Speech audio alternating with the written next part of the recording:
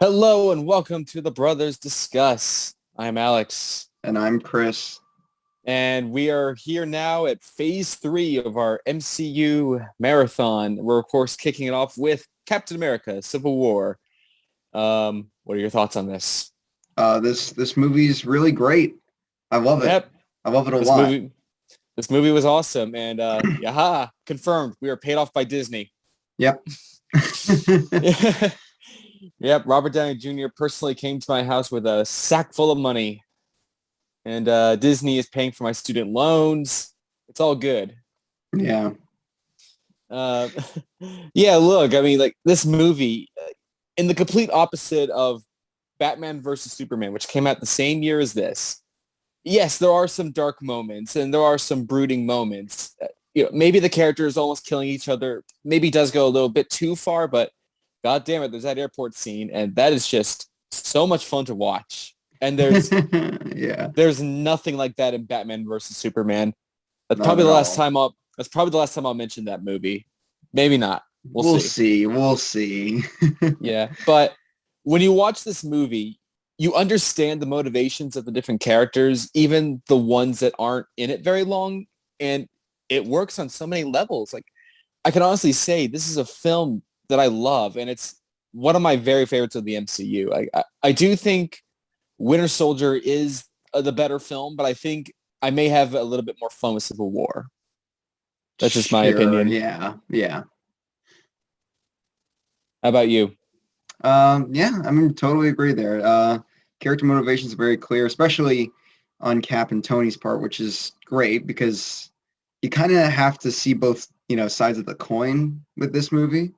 And the movie does Hmm. a really, really great job at exploring that. And this is really like, I mean, I've been a pretty big Iron Man fan of the franchise, like leading up to this point, but this is really where I became like a really, really diehard Iron Man fan is with this Mm, movie.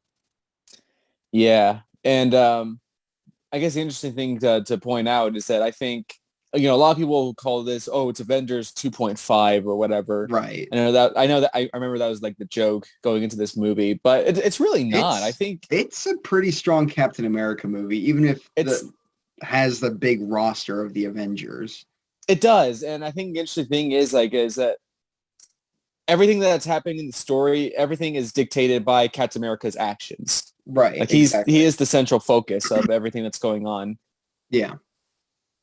And just getting into it, just on a very broad level, I know the MCU gets a lot of flack for producing so many projects a year, but what I like about it is that Civil War actually makes me enjoy past movies more. I wanted Age of Ultron, for instance, to be a weightier story, and it wasn't. But I watched it recently, and I enjoyed it as an entertaining popcorn flick because Mhm. I now have that story in Civil War. And what I find about Civil War is that it works so well as a movie. It is very efficient in all the things it has to do. All the boxes it has to check. Like it has to set up Black Panther. It has to set up Spider-Man. It's got to be a sequel to Age of Ultron and Winter Soldier. And some people might say that that's a problem. I understand if they see it in that perspective because, I went to film school with a lot of the people that hate Marvel, but I think it's a great example of how a cinematic universe can change the narrative structure of movies. And I love that Civil War takes Iron Man and Captain America, who started as very different people, and brings them full circle to opposites of who they were. I like that it adapts the Civil War comic very loosely. I was worried it was going to be too preoccupied with satisfying all those moments and fan service while forgetting that it does need to conclude plot points from Winter Soldier and has to continue that story. And I know that many people hate the politics that are discussed in this film, but I love that the movie uses it as a facade, like the characters do, to take us to more personal places. And what's left is not completely plot driven. What matters is the emotion of those characters. And I just think that Tony Stark and Cap, there's so much subtext to the things they do and the dialogue they have. I love that the movie doesn't hold your hand along the way. It doesn't have to say everything the characters are feeling. It's very clear through Peggy Carr's funeral and the things that are happening with Bucky that Cap is desperately trying to cling on to the one thing he has left. It's also incredibly clear that he has transitioned from a guy who follows orders to someone who has entered the new age. It's the other way around. Whereas Tony Stark started as like this arrogant asshole whose guilt has allowed him to be more trusting of the government. And I think the way it brings the characters together and all those dynamics play off each other is incredibly organic, even though you could tell that there is some studio stuff involved.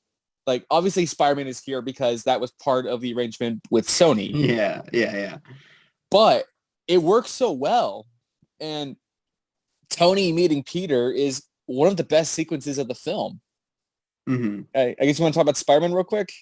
Sure. This is the moment, the only moment we're going to talk positive about Spider-Man in the MCU.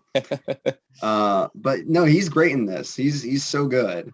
It got that atmosphere of, this, he's a dorky kid, sure, but it got what like makes, it's the closest thing this Peter Parker has to motivation in this entire franchise. It does, yeah. Where we get to kind of understand like why Peter's Spider-Man without going through the entire history as to why Peter is Spider-Man. Exactly. The introduction to Peter Parker is quick and naturalistic. It doesn't feel forced. It doesn't feel contrived. I mean, his exit is slightly awkward, but whatever. Right. But no, I love Spider-Man in this movie. I think he's great. Yeah. But I think it's a miracle almost that this film works as well as it does. And I love that it's focused on the characters. I love Zemo, for instance. I mean, his plan, when you start to think about the plot mechanics, it's a slight coincidence he was able to predict the exact emotional responses of certain characters, but it's sure. It's to the service of the story.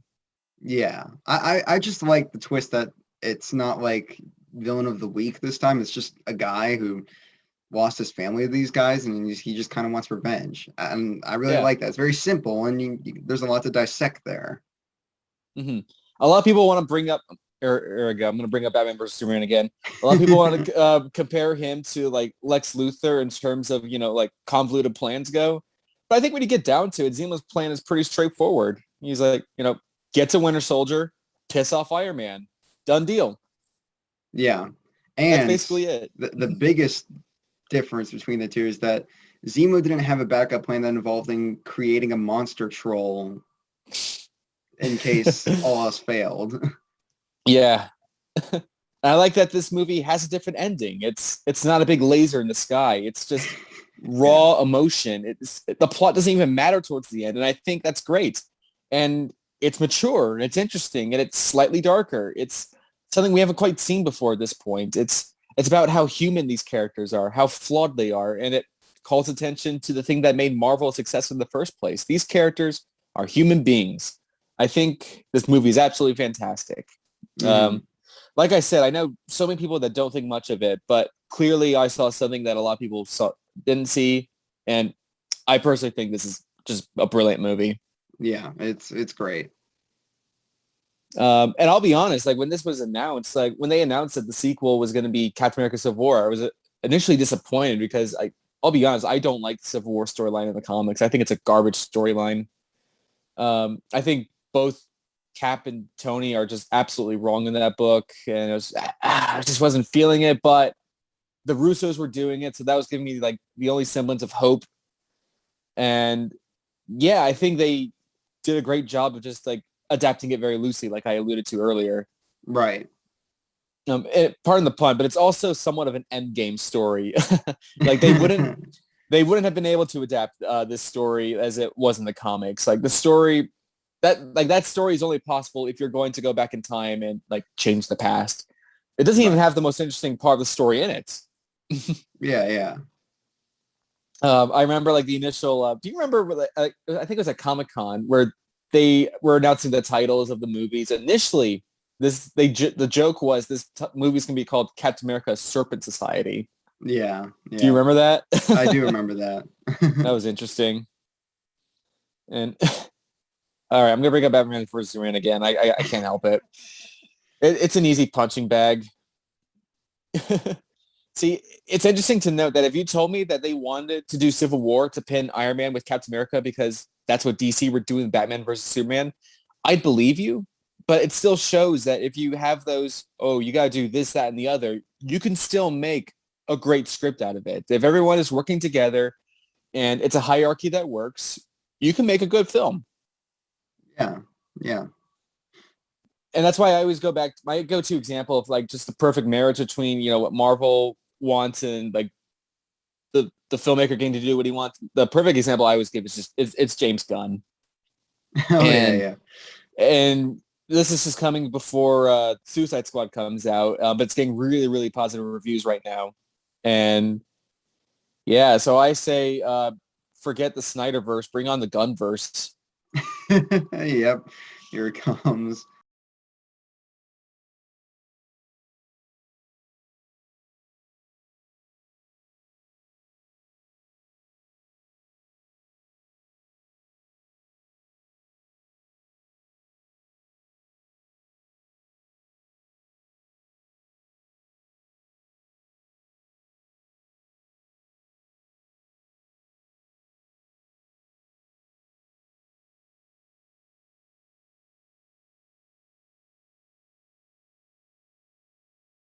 And what I think is interesting with Marvel is that there have been filmmakers who have walked away, like Edgar Wright, and there have been some actors who have badmouthed Marvel, like Mickey Rourke. So you get people that badmouth the crap out of it, but generally speaking, and obviously Jon Favreau had some discrepancies as well, but he's still there. Right, Um, yeah. Maybe the notion of pushing us harder to do this, this, and this like, to appease these people with these films and these other films that are happening. Like, is that the ideal way to make a movie? No, but there are some directors and someone like James Gunn works within this universe that doesn't have much to do with the rest of this universe, if that makes sense. And I think that might help. Yeah, yeah. But when you look at the Russos, like we said, they had to make another ending for Iron Man, a new chapter for Cap, a sequel to Winter Soldier, a sequel to Age of Ultron, reintroduce Wanda and Vision, who were only side characters in the previous film. Same with Ant-Man. Introduce Spider-Man, introduce Black Panther. They did all this, and they did it successfully. Then Yeah. they went on to make Infinity War and Endgame, and they made it work there as well. And I trust Marvel. the reason I like the MCU so much is because I trust this company. Right. Because they've proven they can do all this. Yeah, And exactly. when they're doing this with characters that have all been established, I trust them. And I think Civil War is like it's a fantastic film. And I think the commentary on some of the political stuff is actually some of my favorite things about this film. Their discussions about why they should or should not sign the Accords is genuinely interesting because everybody brings up valid points. It's not like the comic where you kind of go, well, Iron Man thinks this and Cap thinks that, and they're both completely wrong in the book, in my opinion. And Mhm. Black Widow brings up great points to support that as well, and so does Rhodey. And interestingly enough, Rhodey and Sam, for instance, they're both military men, but yet they have different views on these things. So it's just all very interesting stuff. Right, exactly. And ultimately, yeah, you may think that it's all building up towards these like super soldiers that Zemo is trying to get to, but the reality is it's just a mechanic to get us to more interesting places. Mm-hmm. And just real quick, I also love the fact that Hawkeye doesn't join Cap, for instance, because he disagrees with the Accords. He does it because he needs to do the right thing to try and stop these super soldiers and save the world from these people. Same with Ant-Man. Yeah, exactly. And I guess that's something that some people don't understand. I hear a lot of people say things like, "Oh, why would Scarlet Witch team with like this person?" And at the end of the day, some of them may say it, but it's really about like people that have sided with Captain America have done it because it's Captain America. They'll follow him no matter what he does because they have that relationship and they trust him. It's not solely because of their political agendas. And I think once you realize that, then you get it, or it becomes much more of a story because the politics doesn't really matter in the end, really. That's not what the fight is about at the very end. Yeah, yeah. Let's talk about that reveal. You know the one I'm talking about. Winter Soldier revealing to be Tony's. Yes. Yeah, yeah. That one. Yeah, that is a very clever reveal. When I first saw it, it definitely flew under the radar for me. Like I didn't really make that connection in the very beginning. Mhm. So like when it happened, it's actually kind of great because it kind of going into this movie, you kind of had two versions of his parents' deaths. It was, a car accident and he was eliminated by Hydra, but it was like, well, which one was it? And it turned out to be both. Yeah. So it was clever on that, but it was just a clever reveal because it raised the stakes dramatically for that fight. And so like that fight has compared to Batman versus Superman, for example, it has depth, it has emotion, and it has reasoning. It's not, yeah, Captain Hypocrite and Bat Murderer. I think that reveal might have legitimately been my favorite moment in the film. That moment, like as soon as Tony says, like, I know that road, I just remember thinking, oh my God, this is where the whole thing has been leading. Especially in Winter Soldier, where we had that quick moment where Zola is talking about all the tragedies Hydra have caused. It all leads to that. It was something else. Like I really felt something in that moment. And Yeah. I also really felt something when Peggy died. You know, we've seen her in films. We've seen her in the 2 seasons of her show, and we saw how she was in Winter Soldier. When she dies, I have this emotional response, not only because I like the character, but I know how much she means to Cap. Right. And like, there's no mistaking it. Like, I think they made it very clear just how much Peggy means to Steve. And now that she's gone, Bucky is all that Cap has left from that era. Yeah. Mm-hmm. And there's a reason Bucky has so many fans. It's not just because he's a sexy, mysterious guy, but he's legitimately great. Like in that scene where the reveal, like it always cuts back to him, and it's just hard to watch. Like he knows what he did. He's not going to try to like talk his way out of it and say like, no, I was brainwashed. He's like, yeah, it was me. Yeah. Mm-hmm. It's when he says like, do you remember them? And he says, I remember all of them. In that moment, you feel that, and you're like, oh, poor Bucky. Yeah. And I love And that carries on into Falcon and Winter Soldier. I mean, we'll get to that, when we yes, do. But absolutely. yeah, I love that. Eventually. Hmm. That's great. And that's where when people say like, oh, we get too many Marvel movies, like look, you actually care about these characters, you end up caring about these movies. So stuff like this matters. Mm-hmm. And you also wouldn't get the story if you didn't have the foundational building blocks beforehand. And that's what I was saying about Cinematic Universe is taking us to interesting new places. Marvel's the only one that is doing it right. Yeah. Yeah.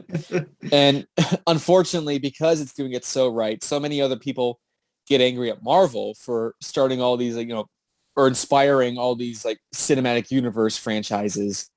Everyone blames Marvel for it, but like I said, they're the only ones doing it well. Yeah. Yeah.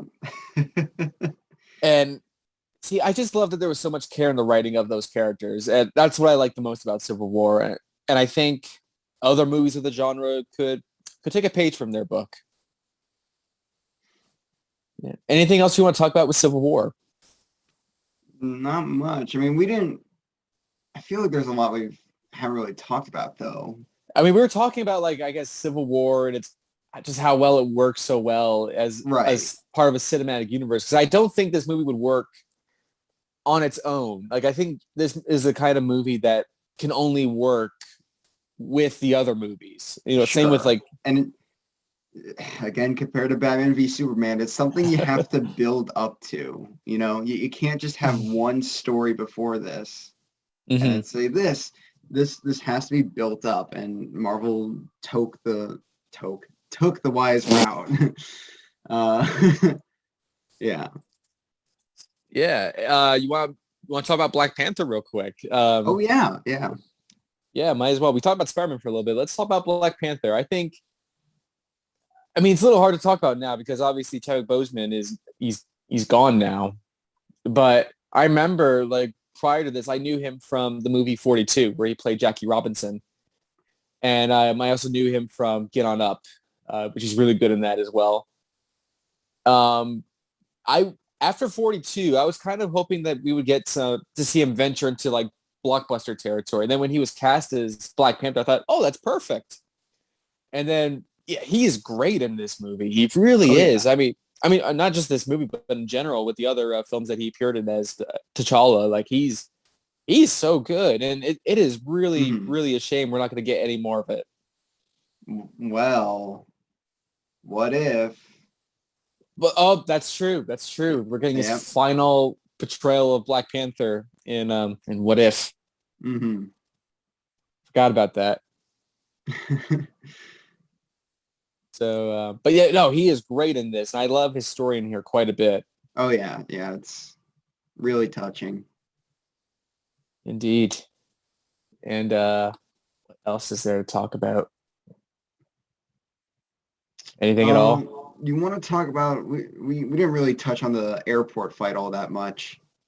No, not really. But man, that's just such a like I could watch that fight on a loop for the rest of my life, and I'd be content. Yeah, it's a very fun sequence, and I get the complaints that it is a pretty big tone shift compared to It everything else is. that's happening to the movie. But at the same time, it's like a big part, like your big hook for the Civil War storyline is that it's all these iconic heroes fighting each other. And Marvel does have that sense of like more fun than more dark. Mm. And that's really shown in this fight, but it's still, a really good fight. And you have these like little moments, Yeah, especially fans towards the still end of get the fight. yeah, fans still get the fan servicey stuff. Like there's like the infamous Ant-Man riding on Hawkeye's arrow. Yeah, yeah. That's pulled straight from the comics. There's Mhm. obviously there's Giant Man.